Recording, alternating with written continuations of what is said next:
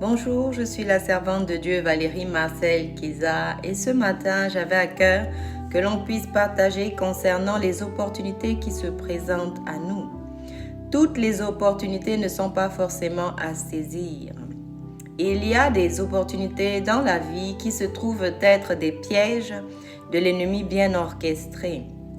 Lorsque vous êtes en chemin pour accomplir votre destinée, lorsque vous êtes sur le point d'obtenir des choses pour lesquelles vous priez depuis très longtemps, eh bien faites attention. Tout ce qui brille n'est pas de l'or.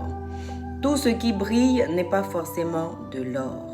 Et l'ennemi connaît nos points faibles, l'ennemi connaît les points avec lesquels il peut nous attirer. Il sait ce que nous aimons, il nous connaît depuis longtemps.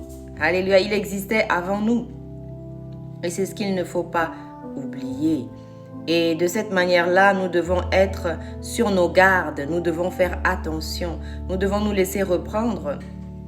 La parole de Dieu dit que pendant que l'être humain dort la nuit, eh bien, l'Éternel lui donne des songes, des visions nocturnes pour le prévenir du danger, pour qu'il puisse éviter le danger.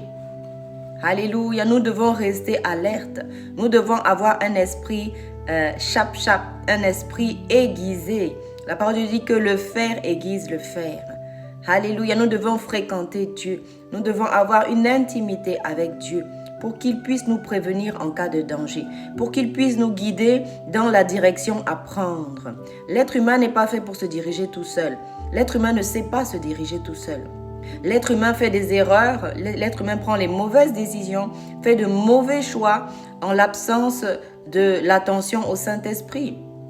Le Saint-Esprit est là pour nous guider. Le Saint-Esprit est là pour nous conseiller, pour nous reprendre, pour nous diriger. Mais encore faut-il qu'on accepte de se laisser reprendre, qu'on accepte de se laisser diriger par l'Esprit du Seigneur. Parce que le metteur en scène de ce magnifique film dans lequel le Seigneur nous permet d'être des figurants, eh bien, c'est Dieu, c'est l'Éternel des armées. Alors, sur qui comptons-nous pour prendre nos décisions ? À qui faisons-nous attention pour prendre nos décisions, pour faire nos choix dans la vie ? Nos choix déterminent la direction que nous allons prendre. Nos choix déterminent le succès ou l'échec des entreprises, entre autres de notre destinée, la réussite de notre destinée, l'accomplissement de notre destinée. Voyez-vous ? Alors nous devons réfléchir à cela. Qui est-ce qui me conseille ? Qui est-ce que j'écoute ? Est-ce que je fais des choses sans en avertir Dieu, sans prendre en compte la vie de Dieu ? Dieu a placé autour de nous des personnes pour pouvoir nous conseiller, pour pouvoir nous aider, pour pouvoir nous donner un avis. Est-ce qu'on écoute ces personnes ? Est-ce qu'on écoute le Saint-Esprit ? Est-ce qu'on écoute le Saint-Esprit? Est-ce que notre chair a trop pris le dessus? C'est peut-être le temps de jeûner, de prier, de se retirer tout simplement. Et pas forcément de courir comme tout le monde court. Les mouvements de masse ne sont pas forcément les meilleurs. Alléluia.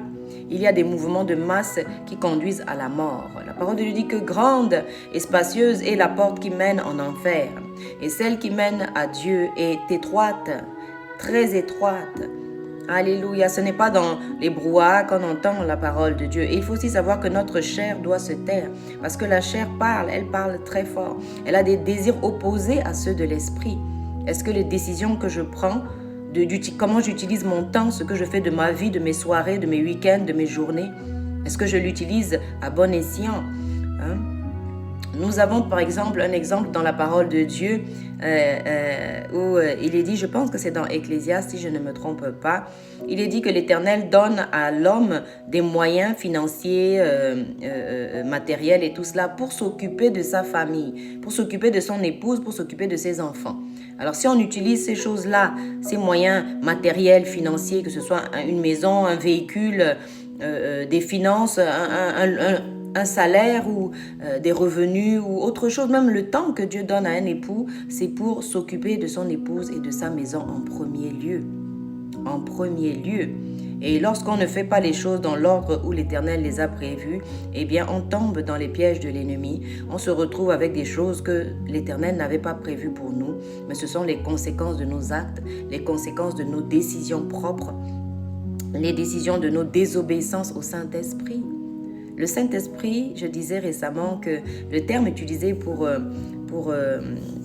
identifier le Saint-Esprit qui est utilisé dans la parole de Dieu, c'est le terme Ézer. Et je disais que ce terme est très proche de celui, et même identique, parce que c'est celui qu'on utilise dans la parole de Dieu pour identifier la femme. La femme. Alléluia. La femme. Et ce sont deux personnes, le Saint-Esprit et la femme, qui ont les mêmes caractéristiques et qui sont très semblables dans leur sensibilité, aux choses spirituelles aussi, aux choses matérielles, aux choses physiques, qui sont très sensibles et qui ont une volonté propre, qui ont cette particularité d'être des conseillers vitaux, parce que Ézer représente l'aide vitale, le secours militaire qu'on t'apporte, le secours militaire. C'est vrai que dit comme ça a l'air vraiment, voilà, Dieu m'envoie une femme, il m'envoie une armée, qu'est-ce que c'est que ça? Alléluia. Ouais, les yeux d'un homme s'ouvrent ce matin pour comprendre quel est le rôle de la femme. Quand elle arrive dans la vie d'un homme, eh bien, c'est une armée qui environne cet homme.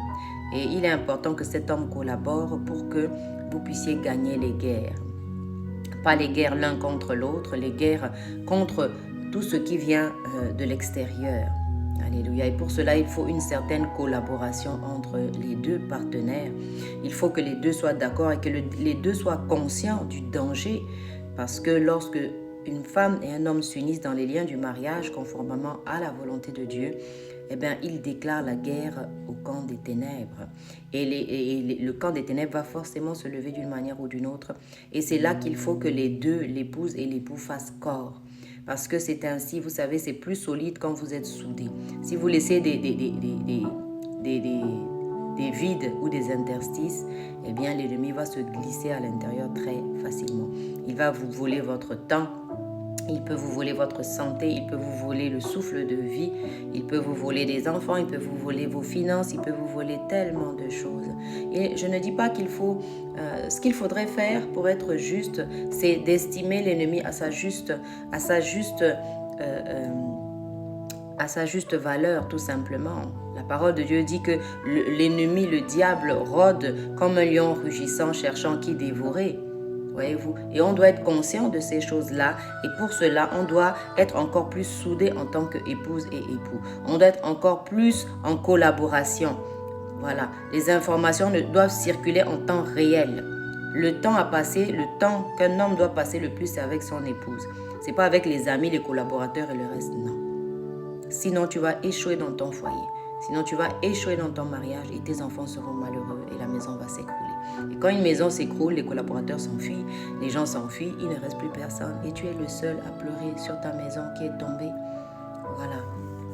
Alors comprenons le projet de Dieu, comprenons comment le Seigneur veut nous amener à cette stature de Christ. Vous savez par exemple les ministères que Jésus-Christ nous a laissés, les apôtres, les prophètes et tout cela, les docteurs et les évangélistes, les pasteurs, eh bien, c'est pour l'édification de l'Église. Ce ne sont pas les êtres humains qui ont décidé cela comme ça. C'est Dieu lui-même qui a mis cela en place parce qu'il connaît la stratégie qu'il faut pour que les êtres humains, l'Église, son épouse, arrivent à la stature parfaite de Christ. De la même manière, ce n'est pas Adam qui a désiré Ève, c'est Dieu, dans sa sagesse infinie, qui a vu ce besoin, qui a vu cette nécessité, cette urgence et qui a tiré Ève de la côte d'Adam. Voilà, donc parfois nous ne savons pas ce dont nous avons besoin, mais nous devons faire confiance à Dieu et accepter l'aide qu'il nous envoie pour notre bien, bien sûr. Soyez bénis, soyez encouragés dans vos foyers. Soyez remplis de sagesse pour protéger vos foyers et pour rester dans l'unité et l'amour et refléter la gloire de Dieu, qui est une chose merveilleuse. Alléluia, que toute la gloire revienne à Dieu, que toute la gloire revienne au Seigneur Jésus-Christ qui nous a fait la grâce d'être son épouse, l'Église. Nous devons être obéissantes, nous devons être soumises à Dieu. Alléluia, nous devons être des vierges sages et non des vierges folles. Que le Seigneur vous bénisse abondamment au nom puissant de Jésus.